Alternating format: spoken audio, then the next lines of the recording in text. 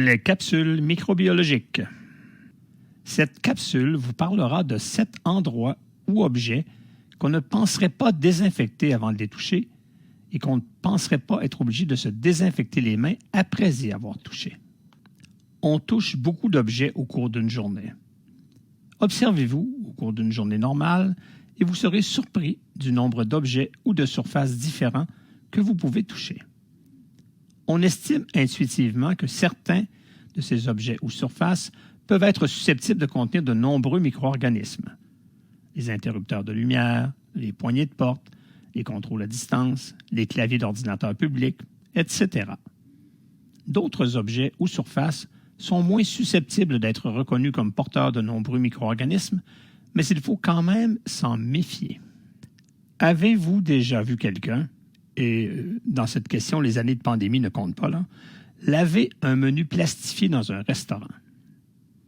Une étude de la Société américaine de virologie, faite avant la pandémie, a déterminé que le virus de la grippe peut survivre jusqu'à 18 heures sur des surfaces dures. Si le restaurant où vous mangez est moyennement populaire, ce sont des centaines de personnes qui auront manipulé ces menus au cours des 18 heures de survie du virus. Allez donc laver vos mains après avoir placé votre commande. Une étude parue en 2007 dans le Journal of Environmental Health concluait que près de 70% des tranches de citron perchées sur des verres dans les bars contenaient des micro-organismes susceptibles de causer des problèmes de santé. On y a même détecté des bactéries d'origine fécale. Faites le message aux adultes de votre entourage afin qu'ils pensent demander à leur serveur de leur servir une boisson sans fruits, s'il vous plaît. Il est difficile de sortir d'une salle de bain publique sans utiliser la poignée de porte, à moins évidemment d'attendre que quelqu'un vous l'ouvre. Je vous dis cela parce qu'une étude faite au début des années 2010 a démontré que 40% des personnes assistant à un congrès de microbiologie, oui, vous avez bien entendu, de microbiologie, ne se lavaient pas les mains après être allés à la toilette. Alors, imaginez le reste du monde. Évidemment, les habitudes auront probablement changé après la pandémie de COVID. Mais ne prenez pas de chance et utilisez le papier avec lequel vous vous êtes essuyé les mains pour ouvrir la porte avant de le jeter. Aussi invraisemblable que ça puisse paraître, les distributeurs de savon à main peuvent être contaminés. Ces contenants ne sont à peu près jamais lavés. Nos mains y déposent des milliers de bactéries à chaque utilisation. Et à ce titre, les appareils sans contact sont beaucoup moins susceptibles à la contamination bactérienne. Et finalement, il s'y accumule un dépôt contenant des bactéries. Le conseil de Charles Gerba, le microbiologiste responsable de cette découverte, est le suivant. Rincez-vous bien les mains pendant 15 à 20 secondes avec de l'eau bien chaude à la fin de votre lavage de mains.